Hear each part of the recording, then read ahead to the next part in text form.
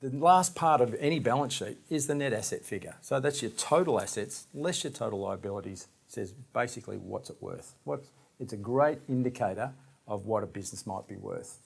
It reflects the difference between what it owns and what it owes.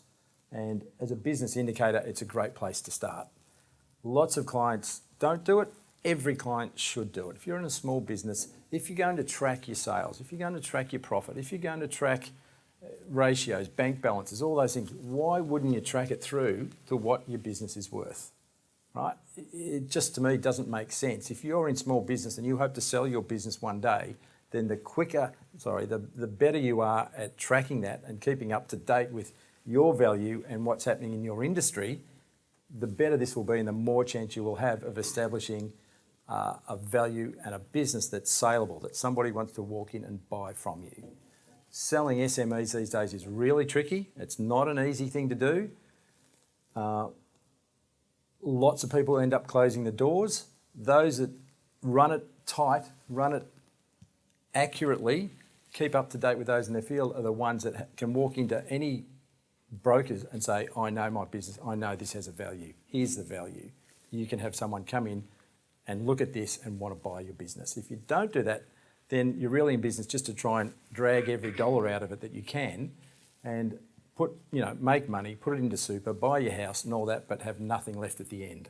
I don't see any sense in that. Why would you not want to have a value that's saleable at the end of the day? So just the last point here, this is a really easy way to come up with a simple business value. This can get really complex, and if you ask 10 accountants how to value a business, you'll get 10 different answers. We all know that. Andrew is smiling, she knows that as much as anybody does. We've just run through what we talked about before in terms of customers, transaction value, transaction frequency, transaction value, gives you a total sales or a total GP model, really easy. Take off your expenses, gives you a profit.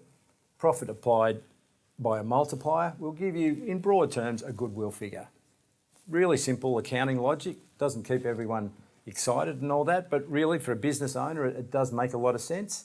Add on your debt, your assets, take off your creditors, and in a ballpark way, you've got a really simple business value form there. And that's something I think every business owner should look at regularly. When you think about this, if you say, what is the stock market? Right, the stock market is big businesses being valued every second of the day.